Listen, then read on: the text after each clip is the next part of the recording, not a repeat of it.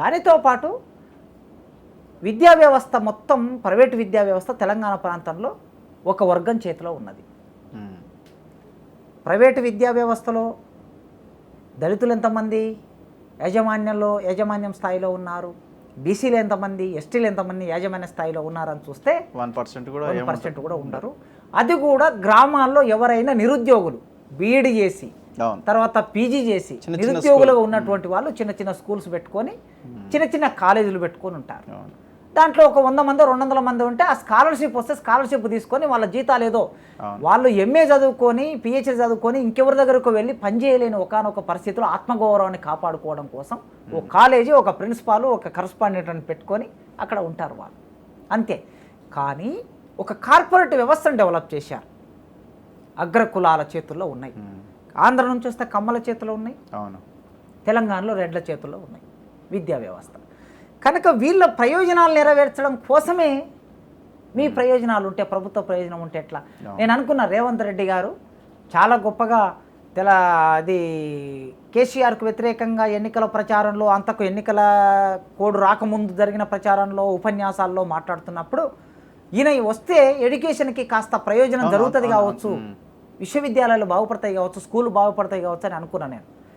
అయితే ఆయన మొన్న గవర్నర్ కలిసిన తర్వాత గవర్నర్ దగ్గర 2 బిల్లులు క్లియర్ చేసుకొని వచ్చాడు ఆయన. ఈ 2 బిల్లుల్లో ఒక బిల్లు ప్రైవేట్ యూనివర్సిటీల బిల్లు. ఈ ప్రైవేట్ యూనివర్సిటీల బిల్లు ఈయన పెట్టింది కాదు, కేసీఆర్ పెట్టింది. అవును, గురునానక్ యూనివర్సిటీ, శ్రీనిధి అది పెద్ద అరాచకం ఇది జరిగింది. మేము కూడా దాని మీద గట్టిగానే మాట్లాడడం జరిగింది.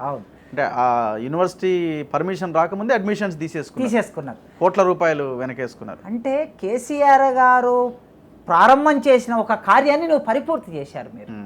అంటే ప్రైవేట్ యూనివర్సిటీలకి బిల్లుకి సంబంధించిన దాన్ని క్లియర్ చేసుకొని వచ్చావంటే నీ యొక్క విజన్ ఎట్లా ఉండబోతుంది అనేది మాకు అర్థమవుతుంది. అర్థమైన తర్వాత మొన్న బడ్జెట్ పెట్టారు మీరు.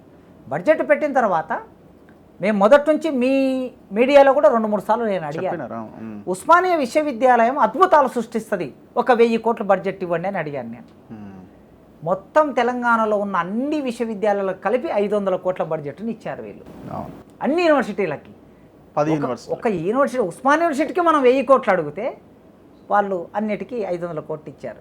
అంటే దీన్ని బట్టి చూస్తే నువ్వు బడ్జెట్ కేటాయించటం వలనే ఆ రంగంలో ఎన్ని మార్పులు తీసుకురాబోతున్నావు అనే విషయం మనకు అర్థమవుతుంది. నేచురల్గానే ఒకసారి బడ్జెట్ కేటాయించాక ఆ విద్యారంగంలోకి, వైద్య రంగంలోకి డబ్బు వెళ్ళిపోతుంది. డబ్బు వెళ్ళిపోయిన తర్వాత అక్కడ క్లాస్ రూమ్ల కన్స్ట్రక్షన్ జరుగుతుంది, టీచర్ల నియామకం జరుగుతుంది, అటెండర్ నియామకం జరుగుతుంది, కంప్యూటర్లు వస్తాయి. లేకపోతే ఒకవేళ టీచర్ లేకపోయినా అక్కడ పార్ట్ టైం బేసిస్ మీద గెస్ట్ ఫ్యాకల్టీ పేరు మీద టీచర్లు లెక్చర్లను పెట్టుకుంటారు. వారు పెట్టుకొని బోధనలో నాణ్యత వస్తుంది. ఎప్పుడైతే బోధనలో నాణ్యత వస్తుందో సహజంగా ప్రైవేట్ స్కూళ్ళకి వెళ్ళే, ప్రైవేట్ కాలేజీలకు వెళ్ళే పిల్లలు గవర్నమెంట్ పాఠశాల, గవర్నమెంట్ స్కూళ్ళ వైపు వస్తారు. వచ్చినప్పుడు అక్కడ అవి మూతపడతాయి, ప్రైవేటు మూతపడితే వీళ్ళకి నష్టం కనుక వీళ్ళు విద్యారంగం మీద ఈసారి బడ్జెట్ కేటాయించాలి. మనం ఎప్పటి నుంచో డిమాండ్ ఏముందంటే 30% బడ్జెట్ అడుగుతున్నాం. వామపక్ష ఉపాధ్యాయ సంఘాలు, వామపక్ష విద్యార్థి సంఘాలు, వామపక్ష మేధావులు లేదా ప్రజాస్వామిక మేధావులు అడుగుతున్నది ఏంటంటే, ఒక సమాజం వికసించాలంటే విద్య ప్రధానం. ఆ విద్య అనేది వికసించినప్పుడు సంస్కారం పెరుగుతుంది, సంస్కారం పెరిగినప్పుడు నైపుణ్యం వస్తుంది. స్కిల్ యూనివర్సిటీ అని ఇప్పుడు ఇవాళ శంకుస్థాపన చేశారు. క్యాబినెట్ అప్రూవల్ చేసుకొని రేపు భవిష్యత్ బిల్లు పెడతారు కావచ్చు. ఇప్పుడు శంకుస్థాపన కోసం వెళ్ళాడు ఆయన. ఈ స్కిల్ నువ్వు ఒక యూనివర్సిటీ పెడితే యూనివర్సిటీలోకి ఎంతమంది వస్తారండి? యూనివర్సిటీలోకి మా అంటే ఒక 4000 మంది నువ్వు అడ్మిట్ చేసుకుంటావు. కానీ తెలంగాణ సమాజంలో 60 లక్షల మంది ఉన్నారు డిగ్రీ చదువుకున్న వాళ్ళు. అంటే పబ్లిక్ సర్వీస్ కమిషన్ ముందు నిరుద్యోగులుగా దాంట్లో ఎంటర్ అయినటువంటి వాళ్ళు లాగిన్ అయ్యి వాళ్ళే 30 లక్షలు ఉన్నారు. ఎంటర్ కానటువంటి వాళ్ళు చాలామంది ఉంటారు. వీళ్ళందరూ కలుపుకుంటే ఒక 60 లక్షల మంది నిరుద్యోగులు ఉంటారు, స్కిల్ కావాల్సినటువంటి వాళ్ళు. వీళ్ళందరికీ స్కిల్ నువ్వు ఒక యూనివర్సిటీలో ఇవ్వలేవు. స్కిల్ ఎక్కడి నుంచి మొదలు కావాలంటే పాఠశాల నుంచి మొదలు కావాలి. ఇప్పుడు పిల్లలకి అక్షరాలు రాయటం వస్తలేదు, ఇది కరెక్ట్గా ఉంటే అంత దూరం వెళ్ళాల్సిన అక్కడ కూడా లేదు. ఎగ్జాక్ట్లీ అవసరమే లేదు.